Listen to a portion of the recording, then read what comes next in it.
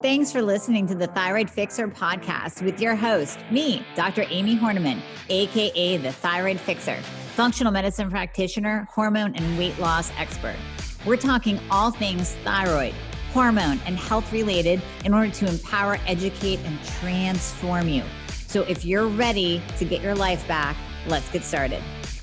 Okay, this episode I am just so excited about because it's your episode. All of the questions from today are coming from my private Facebook group, Dr. Amie, the Thyroid Fixxr, Love Your Mirror. So if you want to be a part of this and you want to be on the Thyroid Fixxr podcast in future episodes, make sure you jump over there and join. So this is going to be a game changer for you, and you can probably hear the excitement in my voice. The latest introduction, the latest member of the family to the Fixxr line is Metabolism Fixxr. And this, oh my God, I formulated this just for all my people out there that need to lose weight, that need help in the weight loss department, that can't lose weight no matter what they do, that feel like they have a slow metabolism, and that might be thinking of trying all those peptides out there, you know, the Beverly Hills soccer mom drug of choice for weight loss peptides. Or even if you're on them already and you're like, man, these are really expensive and I'm still not losing weight, add in Metabolism Fixxr. Here's what I did. I took the power of T2, which increases your basal metabolic rate while you are sitting there watching Netflix. You're burning fat while you're watching Netflix. I combined it with a very unique patented ingredient called Suppressa. Suppressa has multiple clinical trials backing its efficacy in reducing your appetite, decreasing snacking, and providing way more control over your food intake. It is amazing. We also see improved emotional well-being, just decreased food cravings all around, reduced hunger, and weight management. Add on top of that, we have green tea extract, we have purple forest purple tea extract, both of which affect the metabolism in a very positive way without the jitters of normal fat burning supplements out there from the 1980s and 90s, right? The ones that made you feel like you're having a heart attack. You will not have that in any of my supplements, Thyroid Fixxr or Metabolism Fixxr. But Metabolism Fixxr, ooh, yeah, we kicked it up a notch. It is in powder form, so you can drink it through your day. It's going to flavor your water. We got orange crush and refreshing citrus. I love them both. It is going to keep you under control all day long. So you throw a couple scoops in your water bottle in the morning, throw a scoop or two in your water bottle throughout the day. You will have fat burning and appetite control the entire day for what? An eighth of a price of the peptides? Oh my God, you can't go wrong. So grab some Metabolism Fixxr today. Please let me know how you do on it. I am super excited for you. Super excited. The group is like one big family in there. You can ask questions. You can post labs. You can get crazy support from everyone in there. We're up to what? Almost 3.5 thousand members. And if you're listening to this in a month, it'll be 4,000. In 2 months, it'll be 5,000. It's just growing. And I absolutely love it because it's a community of thyroid patients, of hormone patients, all sharing their story, all looking for advice, all giving support. So these questions today are from that group. It's going to be a big hodgepodge. Now, the other thing I'm excited about are Fixxr Subs hats come out this week with all of the sayings. So this one I have on right now, LHS, what do we say? Lift heavy shit, right? That is how you get your testosterone up. That is how you get that sexy lean muscle mass. We have a GSD hat too. We have another Stay Strong LHS. So we're going to have those hats on sale this week. We'll post about it. No worries, but you got to grab one and represent. Plus they just look kind of sexy, don't you think? They just do. All right, on to your questions. I'm so excited. Let me bring them up. We're just going to go right down. Hopefully I'm going to get them all in today. If not, we can just do another episode. Okay, this one is from Sammy. Sammy says, what should you do if you can only tolerate small doses of T3 due to high cortisol levels? How do you improve the amount of T3 you can tolerate? So this is a great question, Sammy. First of all, whenever I have a patient that can't really tolerate even 2.5 micrograms twice a day, and that alone makes them a little bit too jittery, too anxious, there's a couple different things that we can try. And yes, it can be from high cortisol. So obviously, if you know that you have high cortisol, you need to address that. So you need to do all the things to bring your cortisol levels down. Now, if you're working with a practitioner, maybe he or she is telling you to do phosphatidylserine. Maybe you're doing some rhodiola rosea. That's a really good one for an adaptogen in terms of balancing cortisol. So there's many different things that you can do to address that high cortisol. Obviously, meditation, deep breathing, that actually has a physiologic effect on the body to lower cortisol levels. Taking things like Tonkat Ali. So the ingredient that I talk about, we have a separate podcast on it. Tonkat Ali or long jackfruit, that is in Hormone Fixxr, and it's also in SHBG Fixxr, soon to be called Bedroom Fixxr, because no one knows what SHBG is. So we're changing the name. But the Tonkat Ali in there also helps to balance cortisol and helps reduce insulin, has a host of other benefits to like increasing growth hormone. So you can do all those things. But what you can do to maybe try and tolerate more T3 would be, number one, switch to Armour as long as your reverse T3 isn't elevated. If your reverse is elevated, then you can't just make a switch over to Armour. If you're on, let's say, T3 only and you're trying to increase that dose, or maybe you're taking T4 separately and T3 separately, like Synthroid and liothyronine. In that case, and you want to keep it there, maybe you've tried Armour in the past, it didn't work. And the reason why I'm saying to do Armour is the T3 in natural desiccated thyroid medication is sometimes, and I say this sometimes more tolerated. It's a more tolerable form of T3. So sometimes that can help, just changing over.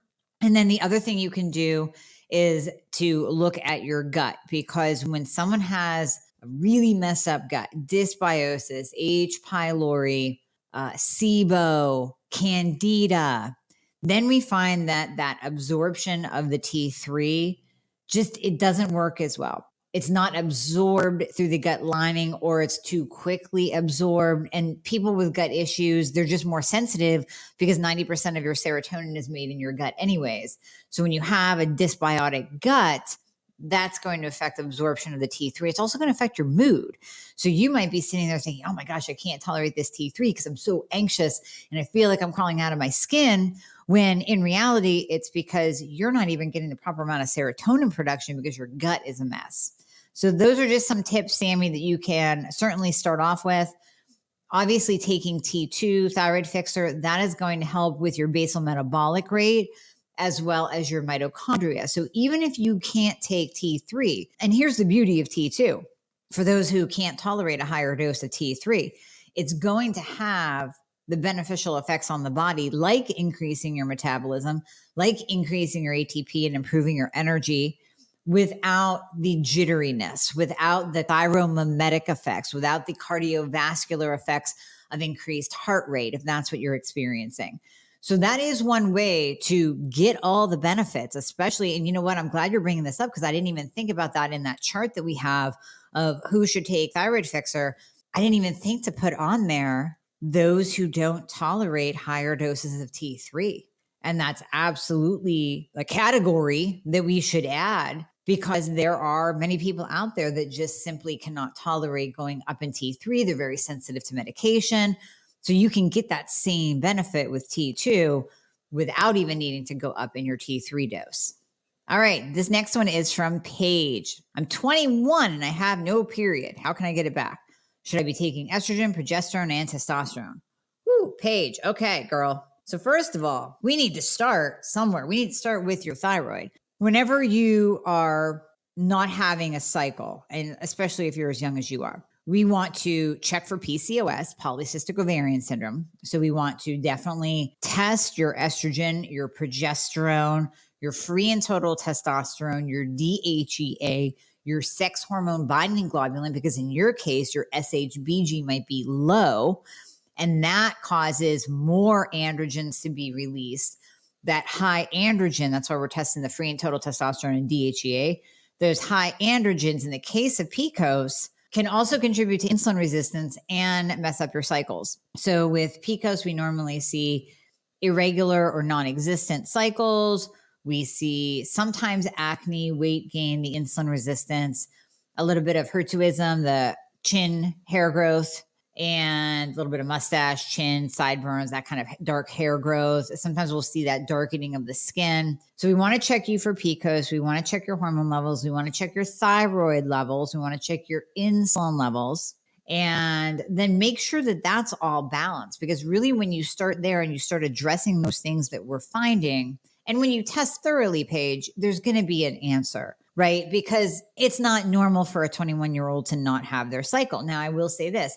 If you happen to be underweight, if you are, and you hear this in, you've heard this before, but I'm going to say it again, athletes, endurance athletes, competitors. When I used to compete in fitness and bodybuilding, fitness figure and bodybuilding, definitely there were girls all the time losing their cycles. Now, I had PCOS anyways, so I had messed up cycles anyways. I don't know whether or not the competing and the extreme dieting and exercise contributed to further reduce my cycles or mess them up even further. I would have one, maybe randomly every 4 months, 5 months, something like that. So that probably contributed, as we know that extreme diet and exercise will, as will low body fat percent, that will contribute to irregular or non-existent cycles. So that's something that you definitely want to check, but I would also 100% get all thyroid hormones checked. All right, next question. I love these, you guys. Next question is from Kelly. How bad is it if your TSH is below normal? Free T3 and free T4 are in optimal range. Had a total thyroidectomy in 2019 due to multinodule goiter. Had no cancer. TSH has not been normal since surgery. So Kelly, first of all, your TSH better be below normal. And I know the cancer wasn't present. So if you were to get a little bit of tissue regrowth, not a big deal. But if cancer was present, then the goal is actually to keep TSH suppressed so that tissue regrowth cannot occur. The fact that you had a total thyroidectomy, and I'm just going to assume with you saying that free T3 and free T4 are in optimal range, and you didn't even use the word normal, you're saying optimal. So if free T3 and free T4 are in the optimal range, then my goodness, 100% TSH is going to go low, because the only way that you're in optimal range is if you're taking T3 medication, which you have to be. Because when you have your thyroid out, and this is kind of a message for all my total thyroidectomy, radioactive iodine patients out there, if you had your thyroid removed, remember the thyroid gland, once produced or eradicated, blown up with radioactive iodine, the thyroid gland once produced T4 and T3. So not only did it produce the active thyroid hormone that you need, T3, it also is the main conversion gland of T4 to T3. So without your thyroid, now you're having issues converting. So I would definitely ask you, have you tested your reverse T3? But any amount of T3 medication, let's just assume that those are optimal. You're feeling great, no symptoms whatsoever, but your TSH is low. Don't care. In fact, we're kind of at the point, at least in my practice, where I'll look at a TSH. Sometimes we test it, sometimes we don't. I'll look at a TSH, but I don't care where it's at. It's going to be low. And if you've heard me talk about my own labs, I'm on T3 only, 75 micrograms twice a day, have been for over a decade, 15 years, 20 years, something like that. My TSH is non-existent, like 0.007. In fact, I think it actually came up this last time. I think I might have taken off a 0 from it. Now I'm like 0.05 or 0.07 because I've been taking iodine. So iodine will raise your TSH a little bit until it kind of balances out. Sarah Banta and I talked about this on one of our podcasts on iodine. So I think mine even came up a little bit. The point being is that yours is going to be suppressed because you're on T3 medication. Hopefully you are. Heather says, how can one tell if T4 needs to be added by blood work alone if you're on T3 only? These are great questions. Really nice job, Heather. Okay. So if you're on T3 only, there's a reason, right? So maybe your reverse T3 was high, or maybe just through trial and error, you determine that whenever you add in T4, it makes you sick. It brings you into hypo. That's what happened to me. It wasn't necessarily way back in the beginning, I had elevated reverse T3. But since then, I have played around with my dose and I have tried, and it's been years, but I have tried adding in T4, like a tiny amount, 25 micrograms of T4. When I add that in within a week, I am depressed and I am 10 pounds heavier. I kid you not. So that is one way that you can tell, even if you're experimenting a little bit on yourself, adding in a little bit of T4, how do you feel? Do you feel worse? Do you feel better? If you continue that for a week, 2 weeks, 4 weeks, 2 months, do you feel worse or do you feel better? Because really, I don't care so much about the labs. I care about you and how you're feeling. So if you are improving, then by all means, let's keep walking down that path. So I have one patient right now that she had a super high reverse T3, like 21. We had on armor. So we had to drop the armor and do T3 only for a short amount of time just to bring that reverse T3 down. Well, on the T3 only, her TSH actually went up. It was a point something, below a 1. And then it went up to a 2 point, let's say 3-ish. And she was feeling it, and her free T4 went down, and her reverse did go down. So her reverse went down to a 12. So we're kind of in that borderline state of, okay, we could definitely add in just a little bit of T4, might even add in some armor. So she gets the T4 and T3 together to see if we can't bring down that TSH. And we might add in a little bit of T3 as well. Bring down that TSH, bring up the free T4 a little bit, but really it's about kind of bringing down that TSH below a 2 and getting her to feel better. So a lot of times it's experimentation to really, and that's why I always say that progress isn't linear when we start optimizing your thyroid, because you might hit these weird bumps where it's like, oh, my reverse just went up. Why is that? For no other reason. It's not like she had an infection or active Epstein-Barr virus or her insulin went through the roof. Her reverse just went up. She's having a conversion issue. So maybe we can do a little bit of T4, but we probably don't want to do too much T4 because it's just we can see that trend of the elevated reverse T3. So yeah, Heather, hopefully that answers your question the best way. It's trial and error and how you feel, because those are the 4 most important words. That's the question that every doctor should be asking you. How do you feel? Even when patients send me lab results, I send back, before I even go over the results, the question, okay, how are you feeling? Because that matters in terms of what we're looking at on paper, because you are so much more than a lab value. It's all about how you feel. Patty asks, can too much liothyronine cause carb cravings and or weight gain, joint or muscle pain, and raise your blood pressure? My doctor was very concerned with the amount of T3 I'm taking. I reduced it, and my joints and muscles do not ache nearly as much by day 2. All right, let's break this down, Patty. So liothyronine in and of itself is T3. T3 is not going to cause any kind of weight gain or carb cravings unless it's just increasing your metabolism. And whenever we get that increased metabolism, we can get more hungry because our body's really like that set point of weight. And even if you don't like your set point, our body is kind of like a set point, because if you've been at a certain weight for a while, it almost wants to always go back there. So when you start increasing your metabolism and losing weight, you might experience a little bit more hunger because everything is revving now. Your systems are a go with that T3. Now, you didn't say how much T3 you're taking, so I don't know. With this quote of my doctor was very concerned at the amount of T3 I'm taking, we don't know what that is. I've had doctors concerned, air quotes, with the amount of T3 that a patient is taking, and they're taking 20 micrograms, like total. There's no need to be concerned.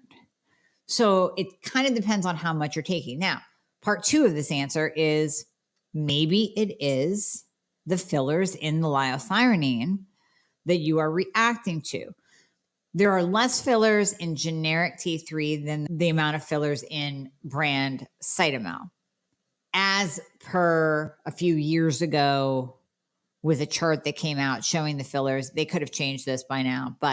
And there are different manufacturers. So this is part 3 of my answer to you, Patty. There are different manufacturers of liothyronine. You might find one that you don't tolerate at all, and you might be going hypo, thus the weight gain, the carbon sugar cravings, the joint and muscle pain, or you might even be going a little bit hyper. When I had the manufacturer changed on me by my pharmacy, I was maybe a week in and realized that it was the manufacturer that was causing my anxiety, my jitteriness, my feeling like, I was just like crawling out of my skin. It was all about the manufacturer. So I had to call the pharmacy and ask them to please order that last manufacturer. I was using Greenstone.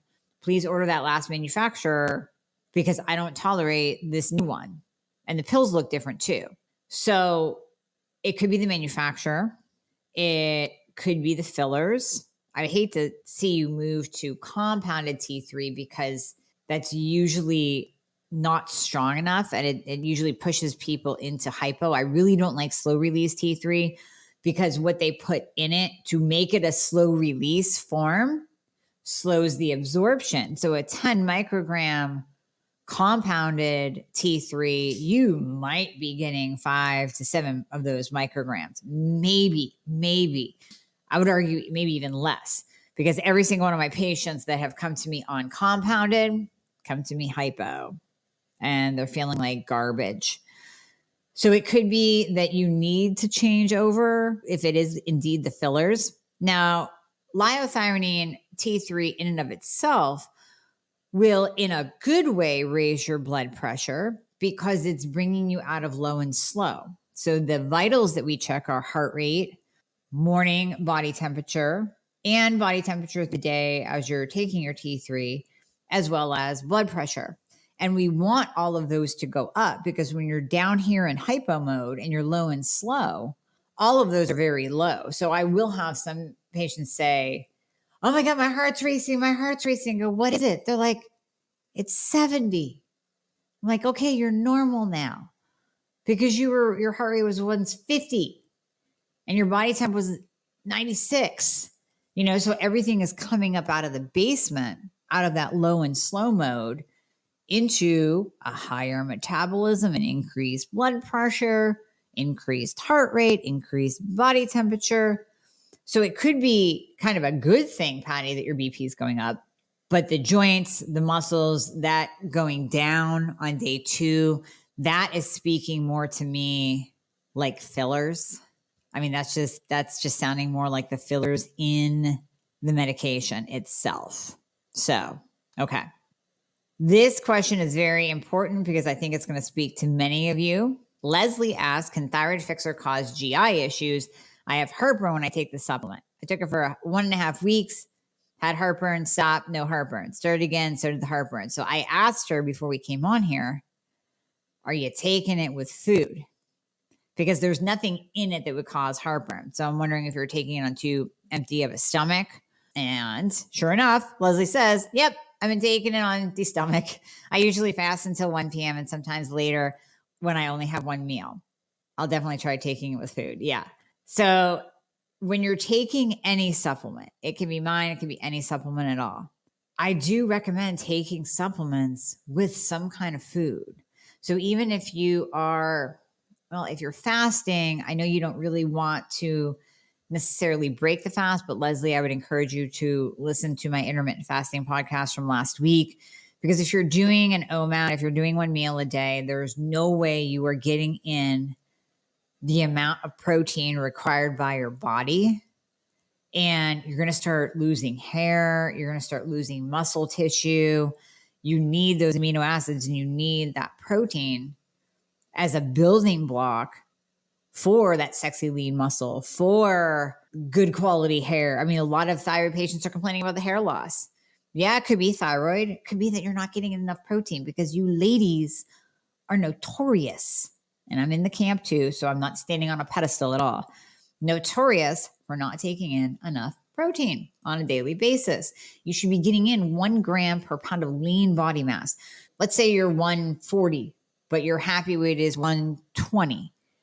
And you most likely have that 120 or give or take 110 pounds of lean muscle mass, lean body mass. Get 110 grams of protein in, 110 to 120. Get that in. You're probably not. So I know I digressed right there, but supplements. Even if you have to take a tablespoon of coconut oil, a tablespoon of almond butter or cashew butter, if you have to maybe do a Greek yogurt, like a Siggy's Greek yogurt, organic Greek yogurt, take a couple bites and get something on your stomach, or move those supplements to your lunch when you break your fast. And I would definitely encourage you to only fast until 1 p.m. and not fast until later, and break that fast at 1 p.m. with a protein source, and then take your supplements. It's going to make a world of difference. Don't anyone take supplements on an empty stomach.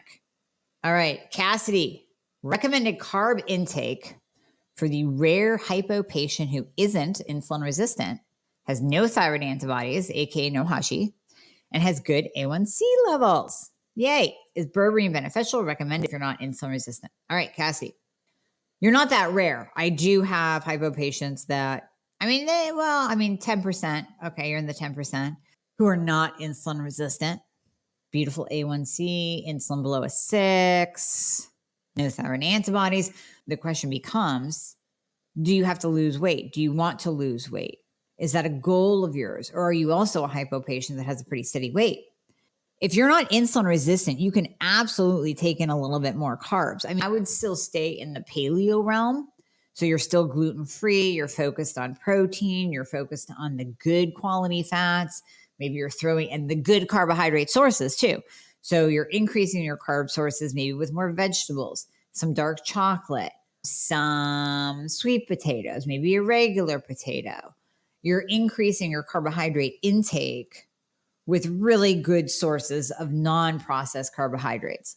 So you could easily go up to 100. And if you're 100 grams a day, and if you're not gaining weight from that, then there's your sweet spot.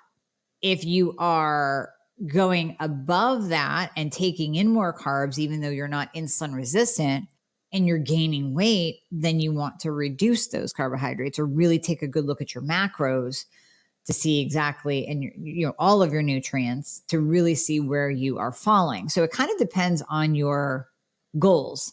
But berberine comes in to really help stabilize. I'll even use berberine with hypoglycemic patients. So if their insulin's good, but their blood sugar is dropping down, they're getting these crazy lows of 60 and 70, we can absolutely bring in berberine to help stabilize. So everything becomes a nice wave-like pattern. Everything is nice and stable and smooth. So we can 100% do that with the berberine. Berberine is also beneficial for your gut. We use berberine independent of insulin resistance in gut healing protocols. And we also use berberine just as an overall antioxidant. We'll use it to lower lipids, triglycerides. It's antimicrobial, antibacterial. It acts almost like the actual berberry plant acts like an antibiotic without obviously destroying your gut like antibiotics do. So there are other benefits to berberine, but it kind of all comes down to what your goals are right there. Bonnie, how can you determine root cause for goiter, hypothyroidism, no Hashimoto's? I don't want to take thyroid hormone forever. And Maureen chimed in and she said, me too, just hypo. Okay, let's break this one down. I'm thinking on this for a second because I am going to be coming out with a podcast that's going to be a little bit controversial, kind of calling out this whole root cause movement. I know, I'm functional medicine. The definition of functional medicine is finding the root cause. But when it comes to hypothyroidism, I think there's too much bullshit online right now. There's too many practitioners in this space promising you total natural healing if you just do this protocol, or you just heal your gut, or if you just take an adrenal supplement, you'll be fine. That's the root cause, right? Let's blame it on your adrenals. Let's blame it on your gut. Let's blame it on the kid down the street, because it's got to be a root cause other than just a screwed up thyroid, right? Or maybe it's just hypothyroidism that needs to be treated. And if you do that and all the symptoms go away, you didn't have to spend $10,000 on functional tests trying to find the root cause and another 10 grand on a bunch of bullshit protocols trying to address the root cause, when really you just need to fix your thyroid, maybe address some hormones, maybe address some insulin resistance, clean up your diet, lift heavy shit, and then you're fine. Too many people, and there's not a lot out there, but I saw this in one of the Facebook groups today where an admin jumped in and said, and she said it perfectly, that thyroid hormone replacement therapy is not under the category of medication. Yeah, it's a medication. And this is exactly what I say. So kudos to her for saying this. Yes, it's a medication in that you go to the store, to the drugstore to pick it up. It has to be written as a prescription. However, you are replacing hormones that are no longer being properly made in your body. So in the case of insulin, if you were a type 1 diabetic, Bonnie, and you said to me, I don't want to take medication, is there a way to just deal with this type 1 diabetes without insulin? I'd say, yeah, death, because you're going to die without insulin. Insulin is a hormone. And unless you take it because your body's no longer making it and it's needed for life, you're going to die. So that's your choice. So you would be like, oh yeah, well, please give me the insulin. In that case, I'll take a medication, right? Thyroid hormone replacement therapy is no different. Although you're probably not going to die soon, you're going to live a very short, miserable life if you don't address that. If you don't replace the hormones that are no longer being properly made by your body. And I will also say you will get into that cycle of chasing the root cause and spending a boatload of cash on treatments to address the root cause. The EBV protocol and the gut protocol and the adrenal healing protocol and the heal your thyroid through my baby mama protocol. It's not going to work. I mean, you might feel a little bit better. And yeah, obviously gut health and adrenal health play a role, just like when I answered the very, very first question from Sammy. Yeah, you want to address the gut, especially if you're sensitive to T3. You want to address the adrenals because I don't want you walking around with super high cortisol all day that's jacking up your blood sugar, that's interfering with T3. 100%, we want to look at all of that. But if you're chasing the root cause, it's going to be a long chase. It's like dog chasing his tail. You're never going to catch it. And then you're skipping over that which could absolutely help you. Now, there's one caveat to that, Miss Bonnie. If you are right on the border, meaning I have had patients come to me, just like no antibodies, although that doesn't rule out Hashimoto's because antibodies come back as a false negative, and 95% of all hypothyroidism is Hashimoto's. So if you've been gluten-free for a while, you might not have antibodies that register. All right, let's say you're coming in and your free T3 is a 3 and your TSH is a 2.1 and your reverse T3 is a 12. Like you're right on that border of everything. That's where we go, we actually might be able to help you and heal you without having to use medication. Maybe we might be able to, but it's going to be also dependent on your symptoms and how do you feel. So if you're coming to me with a laundry list of symptoms, you're like, man, I am gaining weight. I cannot lose no matter what I do. I've been tracking my food. My insulin's good. My hormones are good. But wow, what do I do for all these symptoms? I'm tired during the day. My hair is falling out. I have no libido whatsoever. Well, hello, we need to address your thyroid. Because again, do you want to chase it? You want to chase your tail? Or you just want to go for it and address it and get rid of the symptoms? So it's kind of where you are in your journey as well. But I hope that helps. That is my answer. And I'll have an entire other podcast on why are we so focused on this root cause stuff. It's a moneymaker. It's a moneymaker for practitioners out there. And I will say this on the podcast, but I'll say it here too. I would be out of integrity if I claimed that I could heal you naturally. I have walked this walk. I have been given the shaft by doctors. I have been misdiagnosed 6 times. I have been there and done that. And I understand the importance of medication. I cannot sit here and claim that we can heal you by doing, and I could absolutely come up with some kind of natural thyroid healing protocol. Sure. But I'm not going to do that because I know in my heart of hearts that it's not going to get you where you need to go. It's not going to help you.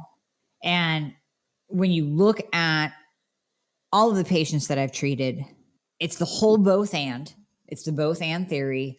Yes, we have to address nutrition. Yes, we have to address a messed up gut, candida, whatever it is. Yeah, I don't want you walking around with sky high cortisol or bottomed out cortisol. I want your adrenals happy and working. But none of that's going to happen if we don't do this component here, and that is optimize your thyroid, and this component here and optimize your hormones. Because if you're over the age of 30, your hormones are not going to be perfect. They're not. Progesterone starts to decline. Testosterone can decline whenever, unless you have PCOS and your testosterone, your androgens are sky high through the roof. So we want to be able to address everything the right way. And oftentimes that requires thyroid hormone replacement therapy. Okay, moving on. Can COVID be the result of higher antibodies? If so, when does a body typically chill out from post-COVID? And then I asked her a question if she could clarify, are you talking about does having COVID, do you mean that having COVID increases your antibodies? And how much did they increase? Did your symptoms increase as well? How's your free T3 and your reverse T3? And Joanna said, correct. Can post-COVID increase antibodies? The number keeps slowly rising, even though I'm being super strict in my lifestyle, doing all the right things. Free T3 is 2.1, reverse T3 is a 13. So let's start here, Joanna. So first of all, you are too focused on the antibodies. So I have a separate podcast. Don't hang your hat on your antibodies, right? They're just a number. Antibodies can go up in any kind of inflammatory state. So we know that post-COVID, there's a cytokine storm. That's what's causing these long haulers. So there's a cytokine storm. And then we see this increase in inflammation in the body. And even with the VAX, we're also seeing increased CRP, hsCRP, which is an inflammatory marker, also related to cardiac events. So we're seeing this increased CRP, and thus we can also come back and say, okay, with the virus itself, are we also seeing increased inflammation? The answer is yes. So that's what's pushing up your antibodies. At the end of the day, I don't care about your antibodies. I care about that free T3 being in the toilet. So your free T3 is a 2.1.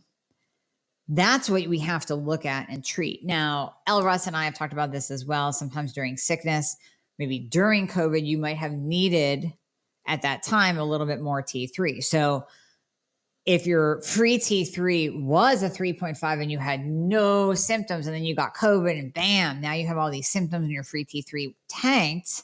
Oh, yeah. Okay. So maybe your body needed more T3 during times of sickness. Totally possible. Your reverse T3 is a 13. That's kind of right on the border.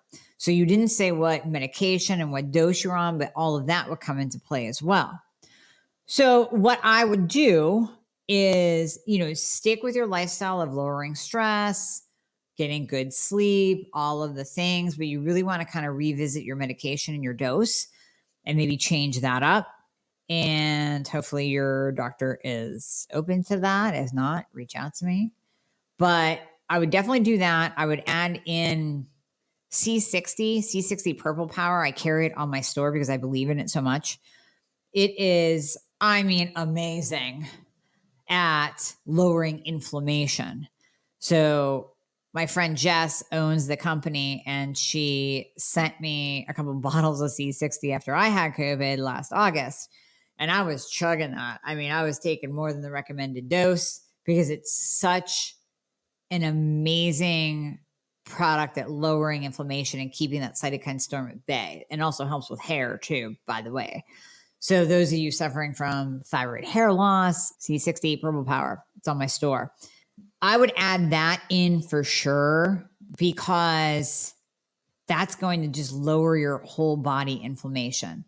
But again, girl, we got to get back to that free T3 being so low. I mean, that's really, that's really low that we have to revisit. Angelica, you posted some labs. Now let me see if I can do this on here because people are going to be listening. So the results that you posted, and this is what you can do in the Love Your Mirror group, by the way, guys. So jump in there because you can make your own separate post, not just have to wait for a Q&A post or a podcast. 36 hours fasting shows all numbers in range except antibodies, and I have goiters. So that might mean that you need some iodine because low iodine is a huge contributor to nodules and goiters. Of course, you're only on T4, 25 micrograms of synthroid. When I benefit from T3 or from T2, tons of inflammation. All right, let's look at these. So you guys can't see them. I'll read them off. Her free T3 is a 2.8. Reverse T3 is a 13. Her free T4 is a 1.1. Yes, her antibodies are both high. And TSH is a 2.25. So right away, we know that you're kind of borderline on not being able to convert properly. And that's going to be the problem with the synthroids. You have to be careful of increasing your synthroid. Wouldn't do it. 100% you'll benefit from T3 added in because that is going to bring up that free T3 level and will help the reverse T3 from going any higher. Although there are other things that can increase reverse T3. T2, of course, is going to come in and help because that's going to increase, like we said earlier, your basal metabolic rate, mitochondrial function, ATP production, so many benefits. Totally separate podcasts on it. It doesn't eat muscle like T3 does, although T3 is beneficial. T2 has an affinity to just target fat and protect your muscle. And it also has been shown to have some muscle stimulatory properties to it, meaning that we're actually seeing a little bit of muscle growth. And I mean a little bit. It's not like you're going to go from nothing to looking like a bodybuilder, but a little bit of muscle growth from the T2 as well. So that I would absolutely add in, but you need to work with your doc to add in a little bit of T3. And in this case, I would even say possibly LDN, low dose naltrexone, will come in, and that will also lower antibodies. And I can tie in the LDN back to Joanna's question of increasing antibodies. If you add in some low dose naltrexone, that can also help reduce antibodies and reduce inflammation overall. All right, this one's from Mary. If your T3 is below optimal, but you feel good, you need to worry about the lab numbers. We have often seen people come with a free T3 of a 2.9 and they feel great. And Elle and I joked about this and we said, we might see someone's free T3 at a 2.9 and we ask them, well, okay, how are you doing? Right? Because that's the four most important words. How are you doing? How are you feeling? They're like, I'm great. I've lost weight. My energy's up. I'm fantastic. Okay. Well, then we'll just leave it alone. I'm not going to throw more T3 at you just based on a number because you have more than a lab value. How you feel is everything. How you feel is everything. Do not ever let a doctor, and I'll do the flip side for you, Mary. Don't ever let a doctor tell you that you're normal and everything's fine when you know that you're not. When you know deep inside that you are not okay, you listen to that because how you feel is everything. Flip side, back to Mary. If you're feeling good, we're not going to worry about it. We're not going to touch it. We're just going to leave that alone, 100%. Elisa, my testosterone is 18. Woo! It was suggested to use a pellet. You don't recommend. What do you suggest I do to get my testosterone up? You're already on hormone Fixxr. That's good. You have so many symptoms of low testosterone. That's bad. So yeah, you want to be on hormone Fixxr, but with an 18, I would pair that up with a testosterone cream or injectable. Obviously, your doctor has to approve of this and write it for you. But yeah, that's where we really kind of want to bring that up to a 50. I just had a conversation in one of the groups I'm in with a bunch of functional prescribers, providers, and we were talking about testosterone and kind of going back and forth and the experiences of patients who have pellets. And what pellets do, and I've seen this myself, is raise your testosterone to a male level. And this is where we'll see a lot of the DHT rise and the hair loss. Women will say, well, I took testosterone, I lost my hair. I go, what'd you do? Like, I did a pellet. I'm like, that's why, because the pellets raise your testosterone so high that you get that hair shedding and that DHT hair loss from the testosterone being that high. And then you crash and you drop down the other side inevitably, and you go low again, probably back to an 18 after being at a 700. So that's what pellets do. Another patient the other day, and I love being able to pull from these stories because they're real world stories, they just happen. Another patient in my group program. And in my group program, those members have a prescriber. In my one-on-one program, we give you the prescriber. So I have prescribers as part of my team, and we cover that for you, no problem. In the group program, the one woman had checked with her doctor regarding testosterone injections because it was determined through looking at her blood work, very much like you, Lisa, had low testosterone. It's like, well, we need to get this up. So the nice thing about injectable testosterone is that it's nice and steady. So this doctor comes back to her and says, well, the injectable testosterone is not bioidentical. First of all, yes, it is. It's the exact testosterone that's being made by your body. So yeah, it is. And she said, and injectables are too erratic. They rise and drop you. Okay, again, no, they don't. When you are injecting the testosterone like I do, and like I have my patients do, into fat subcutaneously, that actually slows the release and keeps you at a much more steady level. Now, if you're female, obviously it's still going to be every week, once a week. Once every 7 to 10 days will be your injection schedule. Now, sometimes when we really try to get a number up, we might go twice a week with a female, whereas a guy might do it every day to every other day for a microdose. But when you inject it into fat, it slows the distribution rate. So you get a much more steady state. And this will help you bypass the cream trial, unless all your doctor's going to do is cream. And then, hey, you got to do cream, right? But it'll bypass that cream because a lot of people will start on a cream and it's not absorbed. It depends on the thickness of your skin and where you apply it and how it's compounded and what they're compounding it with. So creams are fine for some people. And then for others, I just like to go right for the injections because that will keep your numbers up a little bit better. Melody asks, are all PUFAs bad?